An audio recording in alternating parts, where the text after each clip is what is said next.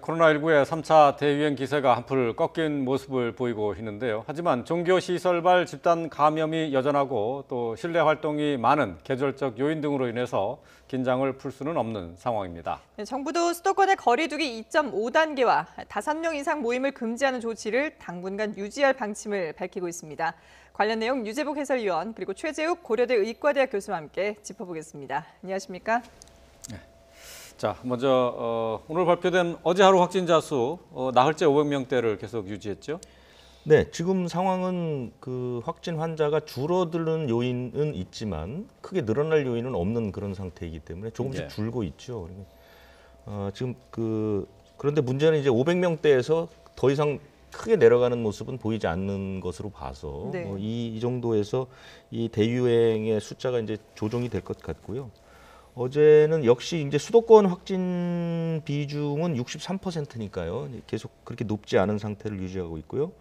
환자가 줄면 이제 검사량도 줄고, 선별 검사소도 지금 어제는 3만 명 초반대 정도 됐으니까요.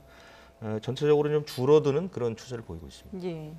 저희 열방센터는 여전히 이제 불씨로 남아 있는 그런 상황인데 아직까지도 이제 뭐 검사 받지 않은 사람이 많은 건 물론이고 방역에 협조를 하지 않아서 이 관계자 2명에게 이제 구속영장이 신청이 됐는데 구속이 됐죠 결국은.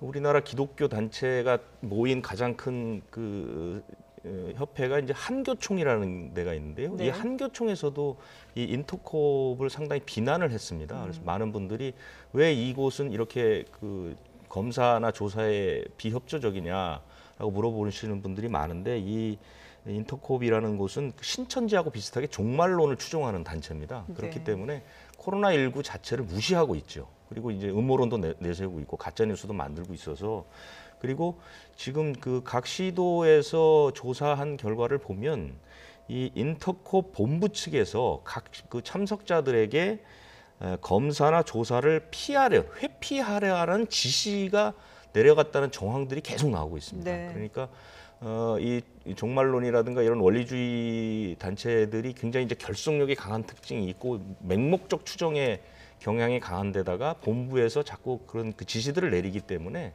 지금 어제도 꽤 받는다고 받았지만 아직도 44% 정도는 받지 않고 있고요.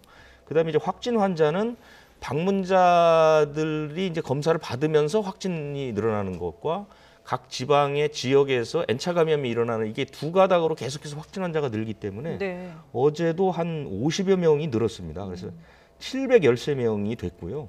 방문자가 229명이고 추가 전파자가 484명 이렇게 양쪽에서 계속 늘어나는 모습 이런 모습들을 보이고 있습니다. 네. 네. 지금 뭐 숫자가 많이 줄어든 데는 뭐 병원이나 요양시설 또 교회 등을 포함한 집단 감염이 좀 줄고 있어서이긴 한데 지금 얘기를 들었다시피 BTJ 열방센터 같은 경우에는 지금 계속해서 환자가 늘어나고 있는데 지금 어쨌든 검사도 지금 지지부진한 상태인데 양성률이 13%에 달하고 있어요. 이 정도면은 과거의 신천지 사태 때와 거의 비슷한 수준 아닙니까? 네, 맞습니다. 뭐 신천지 사랑제일교회하고 비슷한 상황이고요. 근데 이제 지금 상황 갖고 전체를 판단하기 좀 어렵고요. 네. 사랑제일교회도 신천지 사태도 초기에는 감염률이 굉장히 올라갔다가 검사를 확대하면서 다시 줄어들어서 한 10% 정도 좀 나왔습니다. 지금 아직 이번 BTJ 건도 아직 검사 받지 않으신 분이 한 45%, 44% 되고 있지 않습니까? 그래서 검사 확대되면 양성률이 좀 줄어들 수도 있고요. 조금 증가할 수도 있고 그런데 아마 줄어들 겁니다. 그래서 대체로 비슷한 양상이다라고 보시면 되고요. 뭐 이거 검사가 뭐 양성률이 높다 낮다는 중요하겠습니다. 그보다는 아까 말씀하신 대로 검사 받지 않은 분들이 추가로 빨리 검사 다 받아서 이로 인한 2차적인 N차적인 감염이 전국적으로 확산되는 것은 빨리 막아야 되겠죠. 그게 가장 시급한 상황이라고 보입니다. 시급한 상황이긴 한데 지금 뭐 연락처가 아예 잘못 기재된 경우도 있고 또 뭐 검사를 받지 않고 외국으로 가버리는 경우도 있고 이게 협조하지 않은 사례들이 다양하게 나오고 있거든요. 어떻게 하면 좀 방역 당국이 협조를 하도록 좀 유도를 할 수가 있을까요? 네, 글쎄요. 뭐 지금은 이제 교회를 중심으로 해서 연락처를 파악하는 그런 경우는 한계가 있을 겁니다. 아마 연락처 자체가 이제 부적절하게 기재됐으니까 그래서 지금 오늘 이런 방송과 같이 전국적으로 거기에 참여했던 분들한테 공중파를 통해서 안내해드리고 적절히 검사를 받을 수 있도록 권유하고 또 이에 협조해 주시는 그러한 것이 가장 바람직하다고 보이고요. 아무래도 이 시간이 지날수록 감염의 확률이 좀 떨어지는 건 사실입니다. 과거에도 그랬습니다만 그래도 혹여라도 추가적인 감염자가 발생될 걸 생각하셔서 우려하셔서 꼭 검사를 반드시 이 방송을 들으시면 받으시거나 검사를 권유해 주시면 감사하겠습니다. 네. 자, 이번 주 내내 이제 500명대 확진자를 기록하고 있고요. 이제 방역 당국의 1차적인 목표도 이제 확진자 수가 400~500명대 수준으로 떨어지는 것 아니었습니까? 자, 이 정도면은 지금 이제 감소세가 어느 정도 확인됐다. 이렇게 봐도 되겠죠. 네, 뭐 지금 상황에서는 이제 감소세가 어느 정도 확인됐다. 그리고 그게 안정적이다라고, 안정적이란 말 자체는 좋지만 정체돼 있다가 더 표현이 정확하겠죠. 근데 이제 두 가지를 고려해야 됩니다. 확진자 숫자는 정체가 됐지만 사망자 숫자는 전혀 안심할 상황이 아니다라는 걸 꼭 말씀드려야 될 것 같고요. 왜냐하면 12월 기준과 1월을 비교해 보면 지금 1월 반밖에 안 지나지 않았습니까? 네, 1월 달에 확진자 숫자가 26,000명 정도 됐는데 지금 10,000명 좀 넘었으니까 아마 이달에 다 지나도 한 50% 정도밖에 안 될 겁니다. 근데 지금 사망자 숫자는 12월 달 사망자 숫자가 374명인데 지금 벌써 317명이 1월 달만 발생해서 분명히 12월보다 사망 숫자 훨씬 증가할 겁니다. 뭐 그 시차가 있기 때문에 그런 건 아시겠습니다만, 그래서 사망자 관리를 어떻게 잘할 것이냐 굉장히 중요한 방역의 관건이고요. 두 번째로 그럼에도 불구하고 500명 미만으로 해서 뭐 200~300명 줄지 않는 이유는 그만큼밖에 유지할 수밖에 없는 상황이 있습니다. 지금 거리두기와 뭐 여러 가지 조치와 그렇지만 그거를 간신히 밸런스 균형이 잡혀서 이 상태로 그나마 유지되고 있는 거는 지역사회 감염이라는 서울 경기 지역 감염이 여전히 이 잠재되어 있는 지역사회 감염이 통제가 완벽하게 안 되고 있다는 걸 의미하고요. 그래서 할 수 없이 계속 400~500명 요 균형을 맞춰가는 겁니다.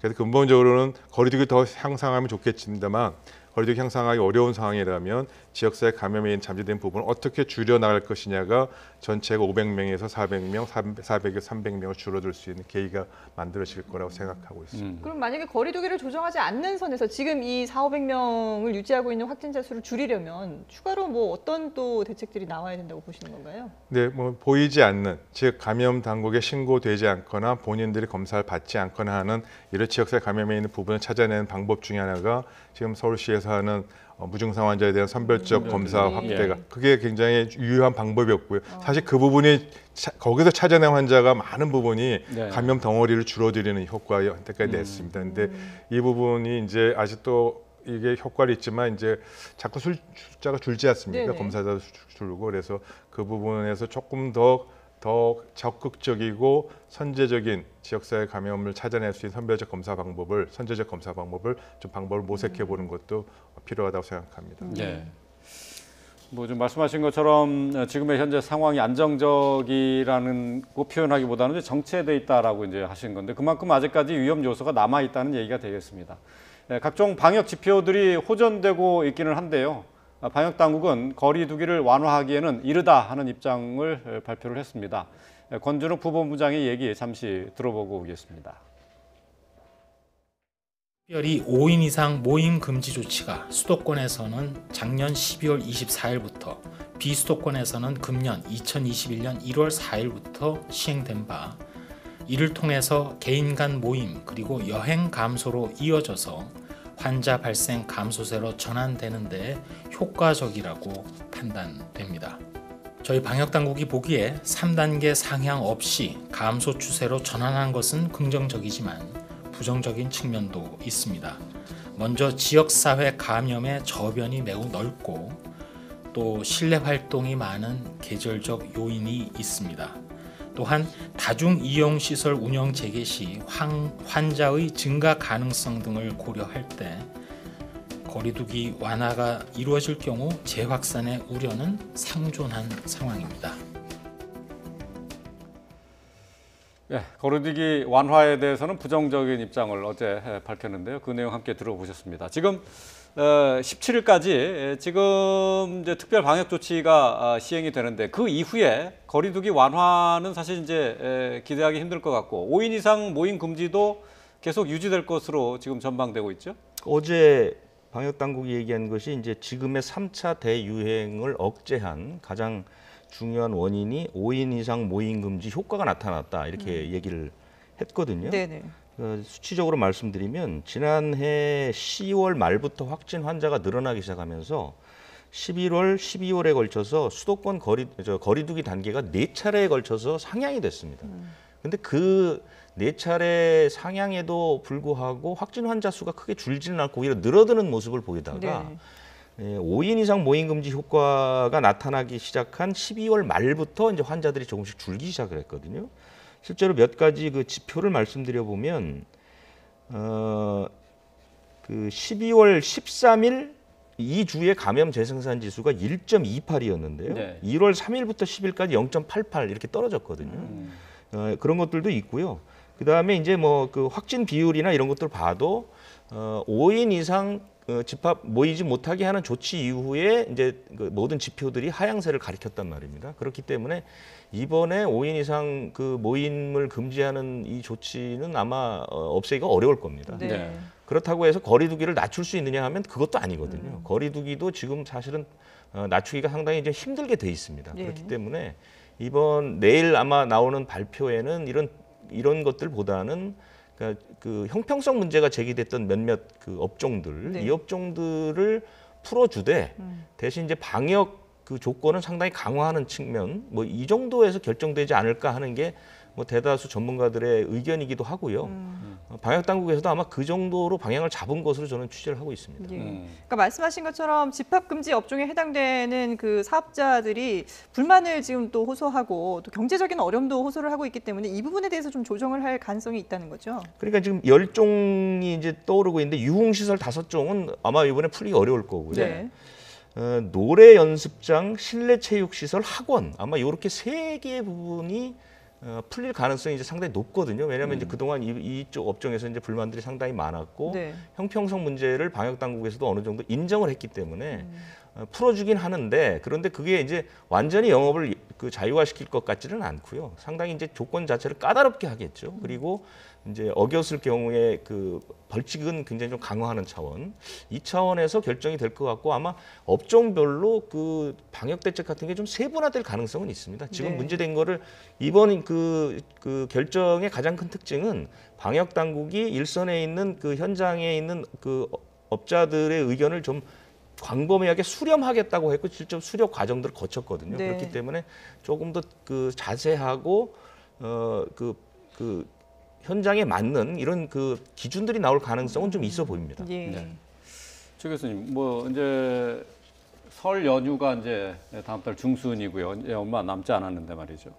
뭐 이것 때문에도 그렇고 지금 현재 상황이 사실 안심할 수 없는 단계라고 말씀하셨기 때문에, 그러니까 전문가들도 지금 정부 당국에서 얘기하는 이 2.5단계 완화라든가 5인 이상 금지를 해제하는 것을 고려하기는 좀 힘들다 하는데 같이 의견을 모으고 있는 거죠. 네, 그 부분은 뭐 전문가 다 동일하게 생각하고 있습니다. 아까 말씀드린 대로 지역사회 감염의 위험의 크기를 지금 거리두기 단계로 잘 막고 지금 다행히 여기 저지하고 있는 상황인데 네. 이걸 균형을 깨면은 올라가겠죠. 그래서 완화하면 안 되고요.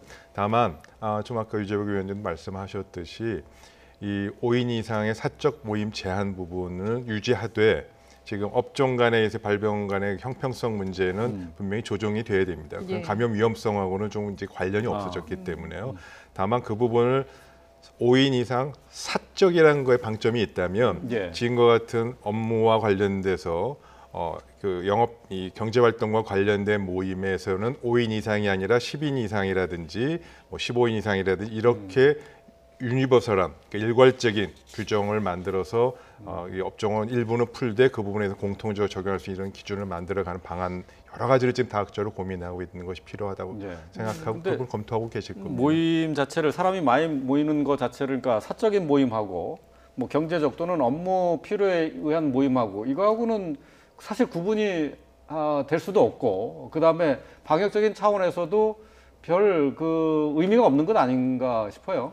아닙니다. 5인 이상 사적 모임 등이 굉장히 중요하고 효과가 있는 것이라고 방역당도 얘기하지 않았습니까? 예, 예. 그게 굉장히 중요합니다. 굉장히 효과도 있고요. 그래서 학원도 또 어떤 활동도 5인을 기준으로 할 건지 10인을 기준으로 해서 그 이상은 모이지 마라. 예, 예. 그 한에서 경제 활동이나 이런 부분을 특정 업종에서 허용하겠다 이런 부분들은 굉장히 오히려 현실적이고 예. 집행도 하기도 좋고 예. 규제라든지 이런 부분도 지키기도 좋아서 그런 부분은 좀 아주 현실적인 부분이 생각하고 있습니다. 제 말씀은 그게 아니고, 그러니까 사적 모임이라고 해서 방역 차원에서 좀 더 취약하느냐 하는 그런 얘기를 말씀드린 건데요. 사적 모임이라고 해서요. 예. 사적 모임이든 공적 모임이든 지금 시점에서 굉장히 중요한 거는 결국은 밀집도이기 때문에 네. 어떠한 형태든지 간에 그 밀집도를 줄일 수 있는 방안을 찾아서 취약한 부분을 더 강화할 수 있는 방안은 행정적으로 조치해야 할 부분 여러 가지 검토해 보는 것이 필요할 것 같습니다. 예, 예, 알겠습니다. 자, 지금 그리고 정부가 또 이제 설 연휴를 앞두고 특별 방역 대책을 이제 준비한다고 하는데 우리가 이제 지난해 추석 연휴도 또 이 특별 방역 대책을 통해서 잘 또 우려했던 것보다는 잘 지내지 않았습니까? 그런 것처럼 이번 설 연휴에도 어떤 대책이 나올지 좀 지켜봐야 되겠습니다만은 전문가로서는 어떤 대책이 필요하다고 보십니까? 네, 일반적인 거리두기 프로그램은 다 지금 하는 방식에 잘 적용하면 되고요. 가장 핵심적이고 중요한 거는 서울, 경기, 수도권 지역에서의 지역사회 감염이 전국적으로 확대되지 않아야 됩니다. 이번 설 연휴 기간 동안에 아무래도 친지 방문이나 고향 방문과 같은 이동을 통해서 확산되지 않도록 막는 것이 아마 이 방역의 가장 중요한 목표이고 또 효과를 내야 되는 것이라서 그 점에 아마 집중해서 이 방역 대책의 주요 내용들이 아마 발표될 것으로 보입니다. 네, 알겠습니다. 자, 코로나19와 관련해서 이제 확진자들이 치료를 받고 일상생활에 복귀를 했는데 여기 이제 부작용에 대한 조사 결과를 어제 방역당국이 발표를 했어요. 내용이 어떻게 됩니까? 이거 부작용이라기보다 후유증이라고 봐야 되겠죠. 그러니까 치료를 다 받고 완치가 됐는데 그 후유증이 반년 이상 가더라는 얘기죠. 이건 뭐 전 세계적으로 계속해서 발표가 되고 있고요. 최근에는 이제 중국에서 발표한 거를 보면은 입원 환자 4분의 3 이상이 반년 뒤에도 뭐 피로감이나 근력 저하 증상이 나타났다는 게 있었고요. 우리도 조사를 했습니다. 그래서 우리는 역시 마찬가지로 이제 입원했던 성인 환자를 이제 6개월 정도 관찰을 했는데 3개월이 지나니까 탈모라든가 운동할 때 숨차는 증상이 나타났고 반년이 지난 뒤에도 피로감을 호소하는 사람들이 상당히 많았다. 이런 결과가 나왔고요. 그다음에 이제 PCT를 찍어 보니까 3개월이 지나도 폐에 이제 염증이 상당히 있었더라. 이런 게 나타났고요. 반년이 지났는데 그때는 뭐 대부분 다 호전됐지만 일부 환자가 폐 섬유화가 왔더라. 폐가 이제 딱딱하게 굳어지거나 기능이 떨어지는 그런 일도 있었고, 정신과적으로도 우울감이나 외상 후 스트레스 장애가 상당히 나타났는데 우울감은 시간이 지나면 조금씩 줄어들었는데 이 외상 후 스트레스는 조금 늘어나는 그런 특징을 보였더라는 이제 중간 그 조사 결과가 어제 발표가 됐습니다. 예. 최 교수님, 근데 이런 그 후유증이 일부 확진자들에게만 나타나는 것이 아니라 그 경북대 조사 결과를 보면은 상당히 많은 사람들이 후유증을 지금 호소하고 있더라고요. 그건 좀 오해 소지가 있는 것 같습니다. 경북대 조사도 전체 5,762명에게 환자 조사에 참여한 의향을 물어봤고 그 중에 965명이 참여 의사를 보인 그 상황에서 나온 자료입니다. 그래서 무응답이 거의 80%가 넘고요. 무응답이 아니라 조사에 참여하지 않은 사람이 995명 참여하겠다 하신 분 중에서 이제 이런 증상이 나왔으니까 전체를 일반화할 수는 없고요. 아까 말씀을 중앙사고수본부 방역대책이 얘기한 자료도 40명 입원 환자 대상으로 한 부분이어서 전체 환자를 대표하기 좀 어렵고요. 지금 물론 이제 일부 증상이 3개월, 6개월 지나서 나타날 수 있고 또 그 증상들 중에는 뭐 과거의 독감이나 다른 바이러스 치료하는 앓고난 증상과 거의 유사한 증상도 있고 폐섬유화증이 이제 한두 분 정도 있어서 이 방송을 들으신 분이 걱정하실 수 있는 국민들도 계실 것 같습니다만. 폐섬유화증이 일반화적으로 얘기할 수 있거나 치료를 해야 되거나 그런 상황인지는 아직 판단하기 좀 어렵습니다. 그래서 무조건 폐섬유화증이 간다고 생각하시지 말고요. 이런 부분들은 연구의 목적으로 그리고 합병증이 혹시라도 있을 부분을 예방하기 위한 목적으로 이런 데이터를 사용할 수는 있습니다만 일반화해서 국민들에게 알려드리거나 이것 때문에 지나치게 공포심, 불안감이나 이런 걸 조성할 필요는 없다고 보입니다. 네. 다만 이런 후유증과 이런 합병증의 가능성에 대해서 의학자들이 충분히 조사하고 연구해서 최선의 치료를 할 수 있도록 하는 점에서 참고 자료로 사용한다는 점만 좀 이해해 주시면 좋겠습니다. 네. 그러니까 이 후유증과 관련해서는 좀 더 정확하게 알 필요가 있는데 그렇다면은 지금 입원 환자들을 대상으로 한 조사였다면은 대부분의 가볍게 앓고 지나가는 환자들에게는 큰 후유증을 발견하지 못했다 이렇게도 얘기할 수 있는 건가요? 네, 일반적으로는 그렇습니다. 네. 뭐 아시다시피 지금 전체 우리나라 상황만 갖고 놓고 보면요. 100명의 확진자분 중에서 한 10분 정도가 입원을 고려하고요. 입원을 고려하신 분 중에서 정밀하게 이제 산소 치료라든지 이런 거 적극적인 치료를 하시는 분이 한 5분에서 4명 정도고 중환자실에 가시는 분이 한두 분 정도입니다. 그래서 지금 입원한 환자분들 중에서 이제 주로 조사를 보통 이렇게 참여를 많이 하기 때문에 아까 말씀드린 대로 증상이 없거나 경미하거나 혹은 입원이 필요하지 않은 분들에서는 이런 후유증이나 이런 증상은 너무 일반화하기는 아직은 조금 판단하기는 어렵습니다. 네. 근데 보면 앞서 이제 3개월 이후에 이 후유증이 나타나는 사람도 있다고 하거든요. 그럼 보통 이 후유증은 언제 이게 발생이 돼서 어느 정도까지 지속이 되는 건가요? 뭐 후유증 증상이 너무 많아서요. 네. 지금 여기 자료에도 있습니다만 네. 뭐 피로감, 탈모, 후각, 이 냄새를 못 맡거나 네. 다양한 증상들이 있고요. 초기에 나타나시는 분도 있고 증상 중에는요. 중기 이후에 한 2달, 3달 후에 나타난 분도 있고 또 외상후 신경증처럼 이제 좀 적응 장애라든지 불안감이라든지 그런 증상은 3개월 후, 6개월 후에도 계속적으로 지속되는 분도 있는 건 사실입니다만 그러한 부분들의 전체적으로 일반화하기는 좀 어렵고 일부에 한해서 이런 증상이 발생한다는 점은 분명한 사실입니다. 네, 그렇군요. 끝으로 이제 코로나 백신과 관련해서 접종 의사를 물어본 여론조사가 있었는데 여기에 좀 접종에 대해서 적극적으로 생각하지 않는 분들이 좀 많은 것으로 나타났어요. 국제적으로 나라별로 백신 의향을 조사한 결과는 지금까지 많이 나왔습니다. 우리나라는 굉장히 그 비율이 높은 편에 들고요. 보통 80%에서 75% 이렇게 나왔고요. 낮은 나라 프랑스 같은 나라는 40%도 안 되는데 이번에는 이제 국내에서 그 연구팀이 조사를 했는데 그러니까 맞지 않겠다는 게 아니라 남이 일단 맞는 것을 좀 보고 맞겠다. 네. 그러니까 적극적으로 맞겠다는 사람이 열에 한 3명쯤 되는 거고 한 7명 정도는 좀 지켜본 뒤에 맞겠다. 왜냐하면 백신이 그 종류도 여러 가지지만 아직 그렇게 막 개발된 백신들도 있고요. 그렇기 때문에 국민들 사이에서도 사실은 이제 약간의 걱정거리, 공포감이 뭐 당연히 있겠죠. 네네. 그래서 그렇지만 우리나라는 그나마 다행인 것은 그런에도 불구하고 맞겠다는 의향을 가진 사람이 거의 대다수입니다. 그렇기 때문에 우리는 아마 신속하게 접종하는데 큰 문제는 없을 것 같습니다. 다른 나라의 경우를 보면 안 맞겠다는 사람들이 많아서 프랑스는 지금 거의 이루어지질 못하고 있거든요. 접종 자체가 잘 안 되고 있고요. 미국도 지금 실제로 맞은 비율이 그렇게 높진 않습니다. 그렇기 때문에 우리는 어쨌든 큰 부작용이 없으면 아마 우리가 정해진 순서에 따라서 비교적 신속하고 질서정연하게 맞을 가능성은 꽤 높은 그런 나라로 꼽힐 수는 있습니다. 예. 알겠습니다. 백신에 대한 안전성 문제 때문에 여론조사 결과도 좀 우려하는 분들도 계신데 아직까지는 이 여론조사 결과를 조금 더 지켜봐야 되겠다라는 생각이 듭니다. 네, 지금까지 유재복 해설위원 그리고 최재욱 고려대 의과대학 교수와 함께 코로나19 상황 짚어봤습니다. 두 분 말씀 잘 들었습니다.